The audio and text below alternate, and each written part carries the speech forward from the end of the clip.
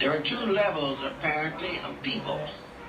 One of these levels is composed of persons who accept and obey the pressures of the environment without question. Whatever is done by others, whatever makes life more simple or convenient for themselves, they follow. Then there is another group, a smaller group, which does not accept these limitations, but strikes out to find expression or to solve problems that challenge the inner life. Now, the only place where the solution to the problem can be is within the individual. But most persons do not become aware of problem-solving powers, except to a very limited degree. So we start looking around, trying to find out how this person, this being in the body, functions. And the first point we come, of course, into face-to-face contact is that this power, whatever it is functioning through a body. It is a body which is a kind of house. And in this house, the being in the body lives, or exists, or functions. It is not only an occupant, it is a creator. It not only maintains bodies, but it fashions and modifies them. And this being seemingly is forever attempting to move the body structure into harmony with the purposes of the inner life.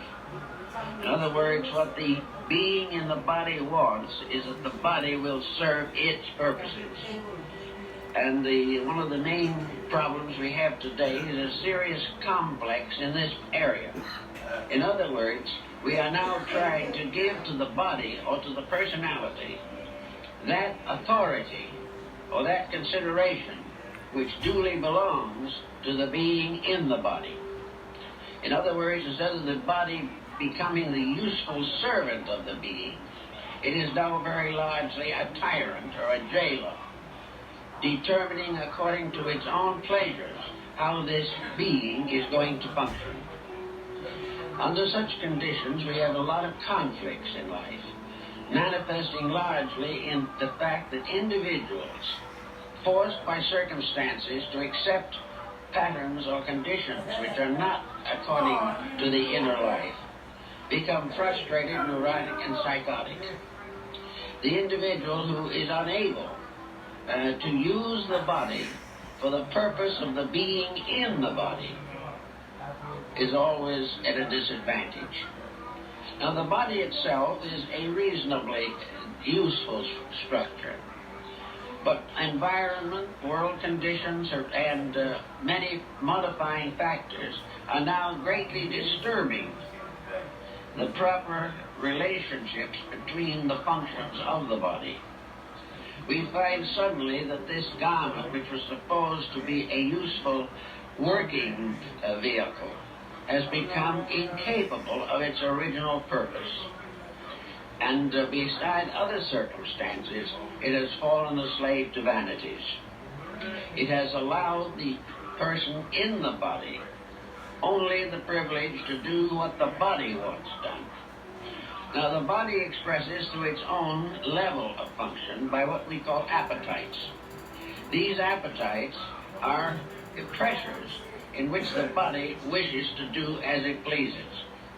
One of the major byproducts of these pressures is crime. It is crime either against society or against the body itself. The body punished by the ignorance or perversion of pressure is very often sickened and rendered incapable of serving the being in the body. The ancient philosophers, working with the problem, decided that whatever the ultimate life principle is, that this may properly be regarded as deity. That behind the forms, personalities, and instruments and bodies of nature, there is one eternal life principle.